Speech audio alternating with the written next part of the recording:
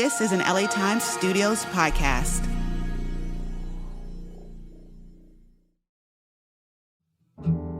From the Los Angeles Times, I'm Sammy Roth. This is Boiling Point.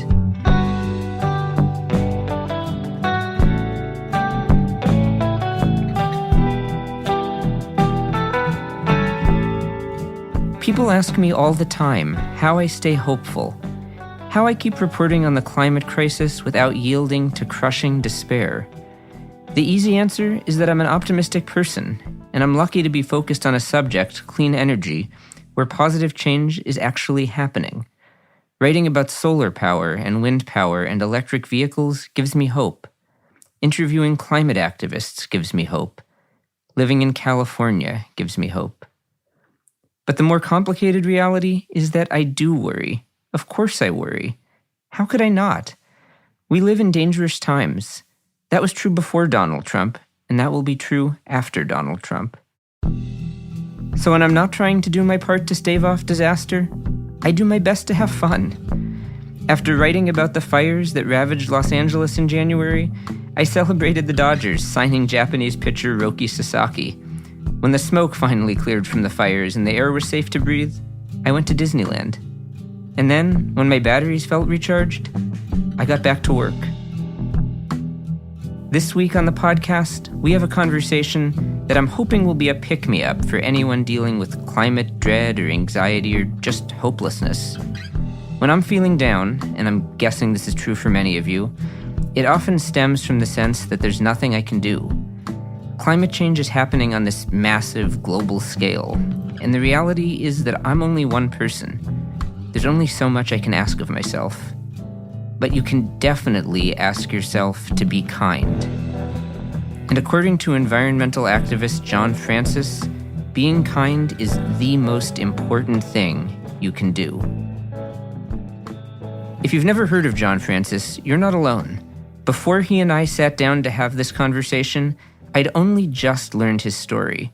But let me tell you, it is an amazing story. John became an environmental justice activist in the early 1970s after two oil tankers collided in San Francisco Bay, spilling 800,000 gallons of fossil fuel. He was moved like he had never been moved before.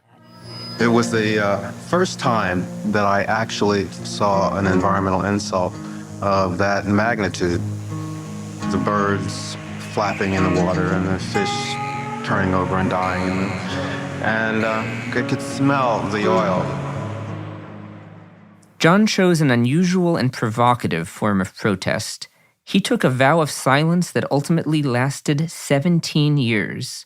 He also refused to ride in motor vehicles for 22 years. These days, John is talking and driving.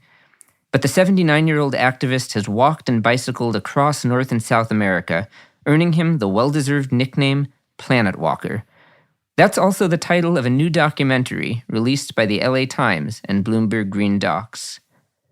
Here's what John had to say about being hopeful, empathetic, and, above all, kind. Leaders like you know that success is all about making the right choices, and that includes where you shop. At Shop LA Times, we curate items designed to inspire, inform, and impress. Plan your next escape with our 50 Best Beaches in Southern California zine, featuring top beaches perfect to relax and recharge. Challenge your mind with our crossword zines, annual editions that turn downtime into brainpower since 2020. And for the discerning collector, explore Dodgers World Series newspapers and timeless personalized newspaper books that capture history in your hands. Elevate your everyday with Shop LA Times. Visit us now and use code BOILINGPOINT10 to enjoy 10% off select items. Dr. John Francis, thank you very much for being with us on the Boiling Point podcast. Thank you, Sammy. I loved watching this documentary, Planetwalker. I was left curious. What brought you from Philadelphia to California in the first place? I think it was just the time, the 60s, the 69, I came out, and it was the music and the culture. I wanted to be a hippie. So I was left Philadelphia and traveled across the country to visit some friends who had also left Philadelphia. And when I got to where they said they were living in Marin County in Mill Valley, they told me, they had moved to a place, Point Reyes, they called it. And so I hitched out to Point Reyes with my friend who I had traveled with, and he and I got to the local store in Inverness Park, and we asked if anyone knew our friend, and they said, "Oh yeah, he lives up on Paradise Ranch Estates." And we visited him, and I loved it. How did it compare to what you expected? It was beyond my expectations. I had never seen trees like the trees that I saw on my first visit to California. Like, oh my God, these redwood trees are just huge. Yeah. This oil spill in 1971, I mean, just a few years after you got here, right? I mean, the spill that led to your years of silence and to the, 17 years of not taking a car? How many years was it? 22 years I didn't ride in motorized vehicles, and 17 years I didn't speak. Right. So why do you think you had such a strong reaction to that oil spill? Well, I think that it has to do with my childhood and my relationship with animals and birds in particular. As a little boy and living in Philadelphia, we would take care of the robins that fell out of the trees, the robins and wrens that fell from the trees, fell from their nests during the spring. And we would feed them until they were able to fly off again. And to see the destruction of the beaches and the wildlife, and particularly the birds, in the oil spill in 1971 was probably touched a place that even I didn't realize existed. That's interesting to me because, I mean, there have been so many oil spills, even in my relatively short lifetime so far. It almost feels like it's easy to become inured to them. I mean, they're so common, and so it's kind of remarkable to think you had the reaction that you did, and I mean, took the kind of action that you did. Can you believe that all these years later, I mean, it's been more than 50 years, that oil still plays such a dominant role in society that the way that it does? Is that something you expected, or did you think that we would have moved forward by now? Well, when I finally started studying environment, and I did get a PhD in environmental studies, my dissertation was on oil spills. Right. And if you just go back to 1969, there was the California blowout in Santa Barbara.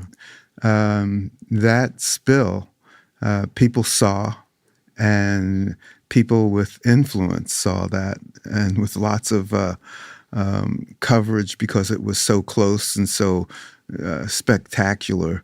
It birthed the modern-day environmental movement. And it just wasn't so long after that spill that the spill in San Francisco Bay, the collision between the Arizona Standard and the Oregon Standard, and that was what sent me on my journey. But oil and in the water has been something that has galvanized people's perception of environment, that kind of pollution, especially when people use the water for their recreation. They use the water for their livelihood, for fishing and the resources that come from the marine environment.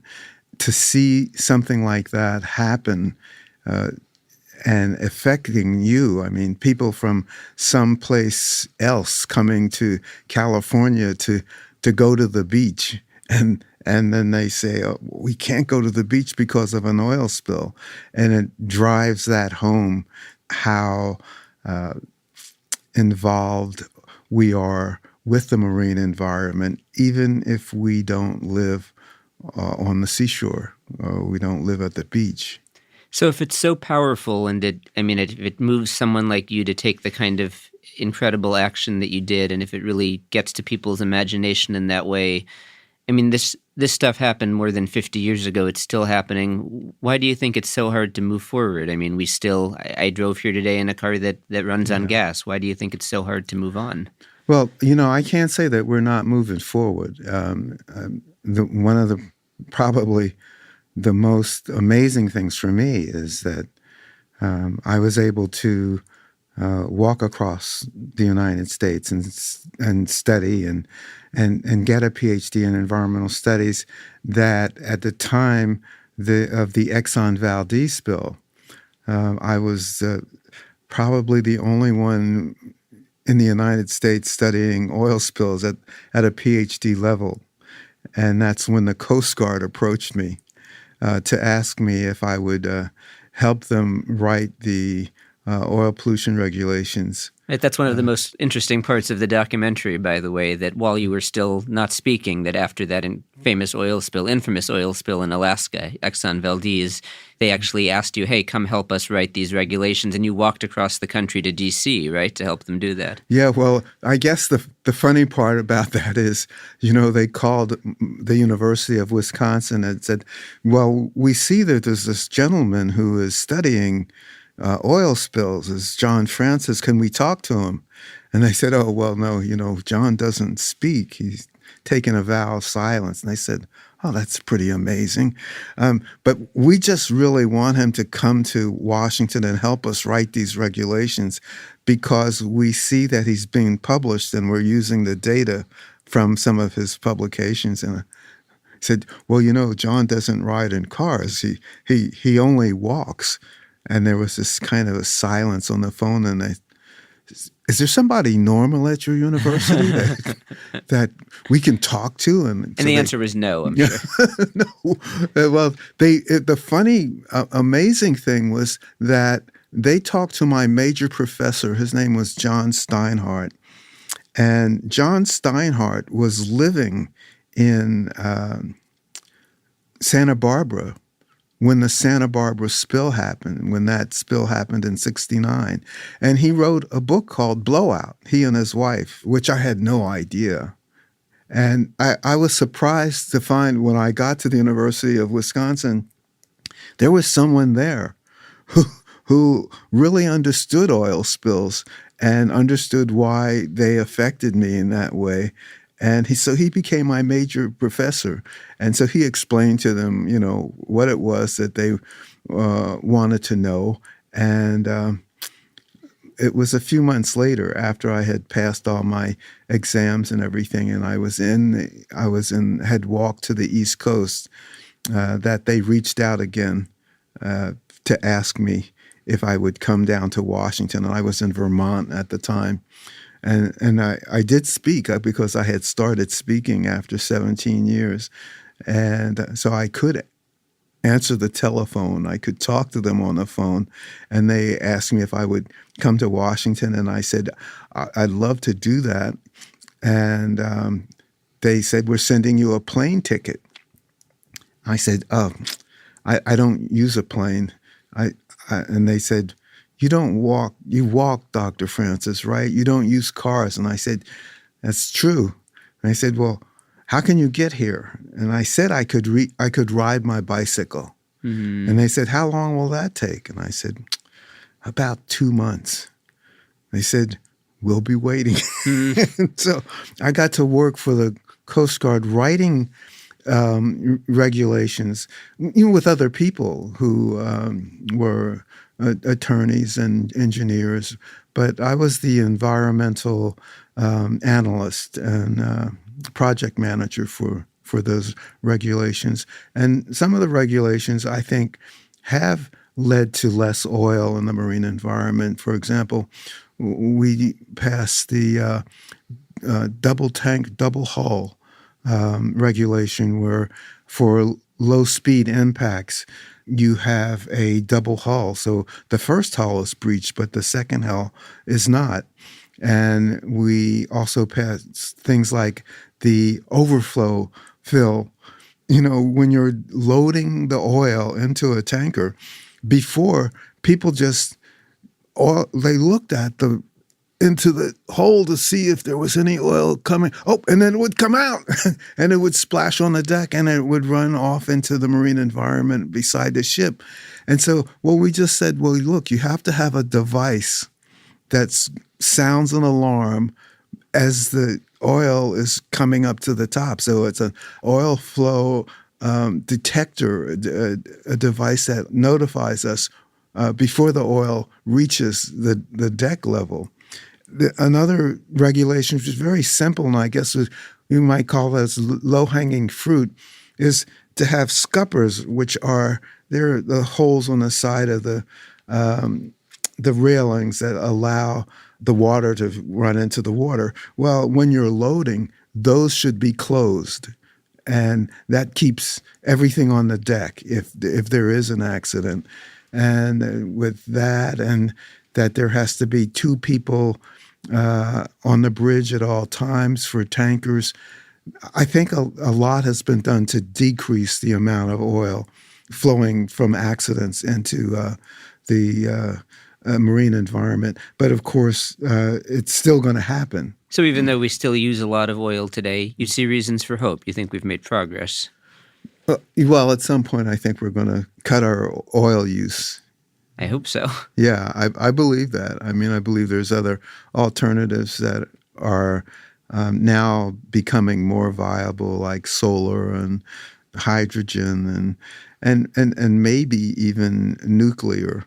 The way that nuclear is being developed, that it might form another avenue for us as well. You said in the documentary that in college you heard from fellow Black students at your university that they were asking you what your environmental activism had to do with the struggle, that they were confused by that. Why were you focused on the environment and not the struggle? I guess I'm curious if you could talk a little more about that and what you see today, especially environmentalism and climate change. What does that have to do with the struggle for racial equity and for racial progress? Yeah, I think that's a really important question, and I don't blame my fellow students for asking that question or being confused by it, because it wasn't so long ago that we felt that the environment was something outside of ourselves and that we were the caretakers. But we weren't part of it. And as I walked across the country, I could see the consciousness shifted from though we're not outside of it, but we're actually part of it. What I didn't see was that if we were part of it, just let's make that the next jump then, that if we're part of it, then our first opportunity to treat the environment in a sustainable way, or even understand what we mean by sustainability, is to look at how we treat each other. Because that's our first opportunity to treat the environment in a sustainable way or a positive way, is in how we relate to each other. And so I chose Earth Day to start speaking. The 20th anniversary of Earth Day. So that would have been, what, 1990? In 1990, I chose Earth Day because I wanted to remind myself that I was going to speak for the environment. And the environment had changed from just being about pollution, which I was, really focused on when I started out my journey. That was not only about pollution and loss of species and habitat and climate change, but it was about how we treated each other. So it was about human rights and civil rights and gender equality and economic equity and all the ways we related to each other. Because if we oppressed one another, if we exploited each other, then that was going to manifest back in the physical environment. Because if we're part of it, how we treat each other when we meet each other really means something. Well, I mean, for those who might not be super immersed in these issues, that might be a radical concept. But for me, writing about climate change and energy, that makes all the sense in the world, because you look at who is harmed the most and who is harmed the most quickly by by the things that are made worse by rising temperatures and by pollution from oil and gas and from fossil fuels and by wildfires and heat waves and all of these things. I mean, it's communities of color, it's lower income communities, it's people who don't have the resources to protect themselves, whose communities have been sort of bulldozed and cut apart by freeways. I mean, it's exactly what you're talking about. It's how we treat each other. Environment is not just an issue about the environment. It's an issue about who is harmed. It's a public health issue. So everything you're saying rings totally true to me. Yeah. And, it's not hard to understand that there's the shark in a circle, metaphor where everyone is out in a circle and there are people in the center of the circle. And the people on the outside of the circle are saying, hey, there's sharks out here. There's sharks. We got to do something. And the people in the center are going, sharks? I don't see any sharks. There's nothing to do. And until eventually the circle gets smaller and smaller. And eventually the people in the center are going, hey, there's sharks. Why didn't someone say something? Mm-hmm. Well, I think the film and films that are about climate change and that help us understand that we're all part of the environment is something that can address that so that people in the center can hear what the people on the outer sides are saying, and we all get to share that information. There's a lot going on right now. Mounting economic inequality, threats to democracy, environmental disaster, the sour stench of chaos in the air. I'm Brooke Gladstone, host of WNYC's On the Media. Want to understand the reasons and the meanings of the narratives that led us here, and maybe how to head them off at the pass? That's On the Media's specialty. Take a listen wherever you get your podcasts.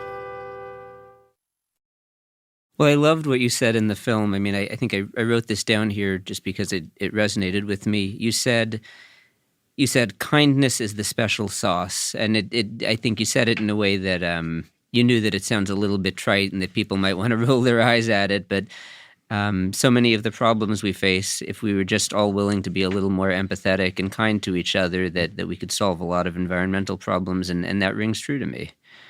And the reason, by the way, it rings true to me is, just thinking about this nexus between environmental crises and climate change and racial justice and equality. I wrote a story a couple years ago about some research out of USC that was looking at who is driving on freeways and who is breathing the pollution from those cars. And this is probably not going to surprise you. It found that people driving on freeways were typically whiter and typically wealthier. And people breathing the pollution from the cars driving on those freeways because of where the freeways were built were typically more disproportionately people of color and lower income. And I wrote a story that said that, and I wrote the story was run with a headline that said that pretty straight out. And I never got so much hate mail for anything I'd written before. And so when you made the comment that kindness is the secret sauce or the special sauce, I thought, we need more kindness. So I like that a lot. I have to say that, I came up with this kindness thing. Well, so where does that come from? And it's like walking across America, and I mean America, and that's all of us. If I took 7 years to walk across America and stopping and working and going to school and working and going to school, so I didn't just do it right off and zip across. I think you could do it in a few months. If you walked 6 months, I think you could probably get across the country walking. But what I discovered was that especially as an African American, as a black man in the 80s walking across the United States, that it was kindness. It was the kindness of strangers, people who I just happened to be walking down the road and saw me, who offered me a place to stay. It was that kindness seemed to transcend all of the things that we put inside or put around us, like race and politics and policies and social standing. Kindness transcended all of those things to allow people to say, do you need a place to stay tonight? can I help you with, a meal? Do you want to go to school here? I see you don't have any money. Well, we're going to work on that.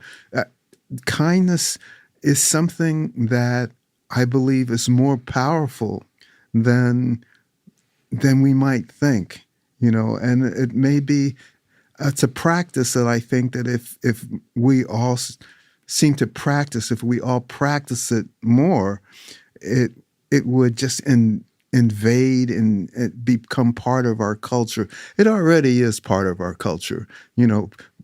People are kind, and I think people want to be kind.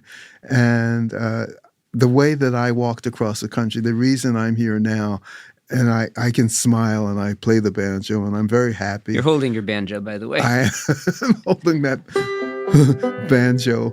And I think it's because people are kind, and that kindness really is the special sauce. You talked about why you decided to start speaking again after 17 years. What made you decide to start driving again? It was a very interesting decision because I was in Venezuela when it came to me that I should start riding in motorized vehicles. Interesting. Big oil producing country, Venezuela. They do, and Maracaibo is just really impacted by oil. And it was one of the places that I studied as I'm doing my research. But I was walking through a town called El Dorado, and it was sort of an infamous town because it was a prison town. And I was walking past the prison gate. And for some reason, I felt that I was a prisoner. It took me another 100 miles of walking to figure out that I was in prison. I was actually in prison. It was a prison of my own making. And it was the prison of not ever getting in motorized vehicles. Now, you'd think, well, I'd already said I didn't want to get in motorized vehicles. How did it become a prison? Well, unlike not speaking, which every year I would ask myself, is this appropriate? Do you want to start speaking again? You have something to say? On my birthday, every year I would revisit that decision. I never revisited the decision not to ride in motorized vehicles. And so over the years, it became calcified. It became to a place where I never expected to have a PhD. I never expected to be a UN Goodwill Ambassador. I never expected to do any of the things that happen, but they did. And here I am now walking, and my parents are, 1,000, several thousand miles behind me. And if I keep going like this, I'll never see them again. I felt that I needed to reset my priorities. And so I came home that Christmas and frightened my mom and my dad. It was the funniest thing. I flew home. I knock on the door, and my dad comes to the door and he looks at me and he says, this is the happiest Christmas of my life. This question is in no way to undermine the beauty and poignancy of that story, but I have to ask, these days, do you ever, when you get into a car or when you pump gasoline, do you ever feel a twinge of uncertainty or regret of, hey, what am I doing? I'm a part of this? Oh, I am a part of it. Yeah. Yeah. I mean, even when I walked, even when I didn't speak, I fully felt that I'm a part of everything. I didn't want to say I'm better or worse no, I'm just a part of it. And for example, when I lived in Inverness in California, Northern California, and I would go to the post office and I had a stamp and a letter and I put it in the mailbox, they didn't say, okay, it's a letter from John Francis. get the horse out, call the Pony Express. It all part of the system. When I went to a restaurant or when I bought food, it didn't get there by wagon and, or it didn't grow. We didn't grow all our things there. It came by cars and trucks and everything, my clothes. So I'm fully a part of who we all are. That I love that answer, and I asked the question because basically every time I write anything having to do with fossil fuels, when I write stories about lawsuits against oil and gas companies having to do with climate change, or when I write about the need to switch to electric vehicles or renewable energy, I get comments from people, sometimes very angry comments, sometimes just sort of troll-like stuff, saying, "Oh, well, you probably drive a gasoline car, or, have you never taken an airplane before?" And the answer is no. Of course, I've driven cars with gasoline. I've taken airplanes, but the way the comments are written, it's basically saying you have no right to say anything about this stuff because you're part of a system that runs on fossil fuels. And I don't agree with that, but I sometimes am at my wit's end on how to deal with it. Yeah. No, you have every right to say it because you are part of it, because we are part of it. And, that's who else is there going to say? I mean, who else is there to say, to speak for us except us? And even if we're doing something that we would like to stop or change or modify, we're still doing it, and we're still, but we'd like to change and modify. And that's the conversation we want to have with all of us, because it's not just me, it's all of us. We're all the environment. And I think that's where kindness comes in and listening comes in. I took 17 years to learn how to listen and maybe hear things that I didn't believe or I didn't know, but that's what learning is. And so in the listening, you want to be kind. In the speaking, you want to be kind. In how we relate to each other, it's just the magic sauce that lets us be with each other and care for each other, even though we don't all agree or see or the same way. It's all part of who we are. I'll ask you one specific question here for people who are kind of struggling to figure out what to do right now, which I think especially at this moment where we are politically, a lot of people who care about the climate, who care about pollution and the environment, who care about how those things intersect with our health, they're just struggling. What do we do with ourselves? What would your advice be right now for folks who care about these issues, who care about, I think, oil and pollution in particular? What would your advice be on actions that people can take if they want to contribute to real change? Well, I would think that we continue the struggle, but also remind ourselves that we're all on the planet together, and we need to be kind to each other. And as we're kind to one another, I guess in the morning, and I say this, it says, as we aspire, so shall we become. So don't stop. Don't stop aspiring for the benefit of all of us. Aspire for that. And not to say that it's going to be easy. And that's why I call things that I do a practice.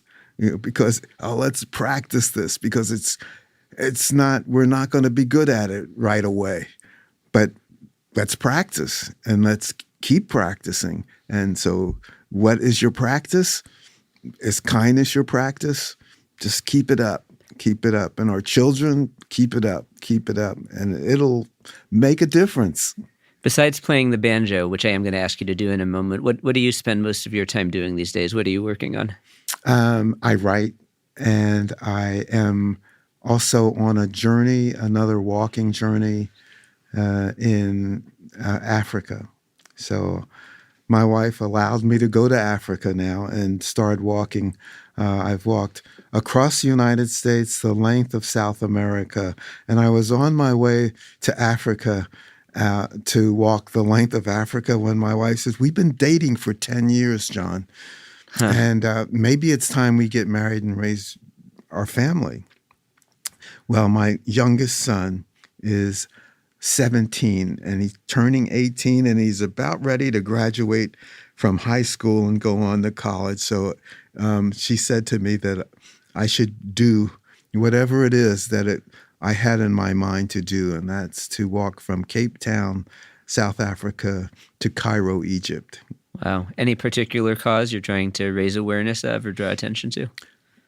Well, I'm working with a group called the GLOBE program, globe.gov, and it's a amazing international environmental education group that was formed in 1994, I think it was, with Al Gore when he was vice president.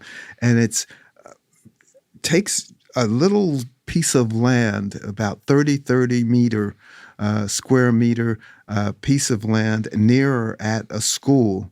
And then the kids will become scientists and they measure the rainfall, the cloud cover, the soil temperature, and all these parameters that they share through NASA with other schools around the world. And I think when I started, there might have been 5,000 schools and a few countries. Now there are like 127 countries and 50,000 schools around the world where the students are gathering this data and sharing it with scientists around the world to study climate change.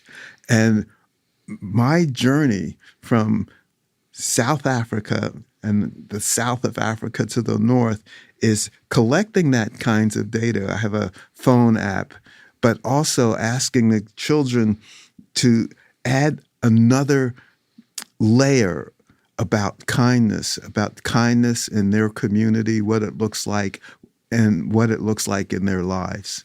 That's super cool. Last thing before I ask you to play the banjo for a minute. The end of the film, one of the final notes was that you drive I think a 2005 Toyota Prius these days. Yes. Thoughts on electric vehicles, plug-in electric vehicles versus hybrids, and what people should choose? Well, it's like shoes. I say, wear the most comfortable shoes. Says, yeah, but what's the brand? It's like, well, come on. I can, there are brands that have comfortable shoes for your feet. And everybody's got different feet. I mean, you got two of them if you're lucky. And sometimes people don't have feet at all. But if you do, and you want to get a shoe, make sure it's a comfortable shoe. And I'd say the same thing about a car. For me, right now, hybrid cars are the most comfortable for me. But for some other people, electric cars work even better. They're comfortable for them. So what is your comfort level? Where are you? You can hurt yourself and do something that is, because of the style, because that's what everybody wants you to do. No, go for the comfort. Dr. John Francis, Planetwalker, would you mind playing us out on the banjo? Sure.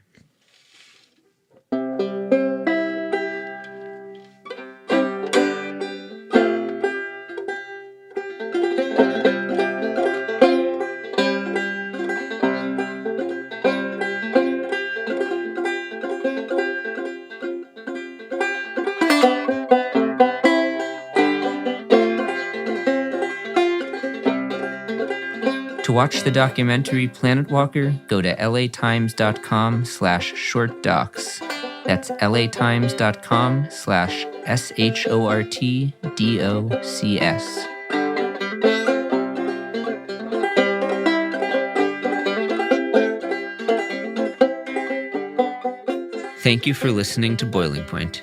I'm your host, Sammy Roth. My producers are Mary Knopf and Jonathan Shiflett. Sound design and original music by Jonathan Shiflett. Elijah Wolfson is our editor. Denise Callahan is our studio manager. Ben Church is our production manager.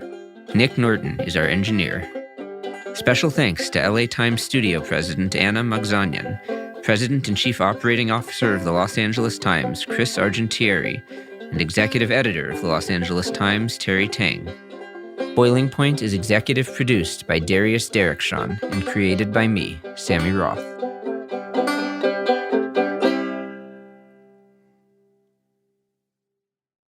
Imagine this. You help your little brother land a great job abroad. But when he arrives, the job doesn't exist.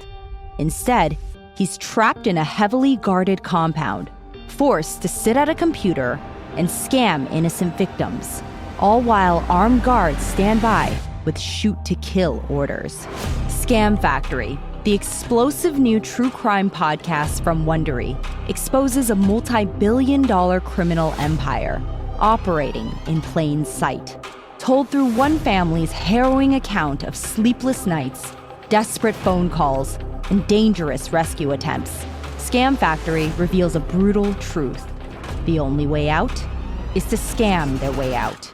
Follow Scam Factory on the Wondery app or wherever you get your podcasts. You can binge all episodes of Scam Factory early and ad-free right now by joining Wondery Plus.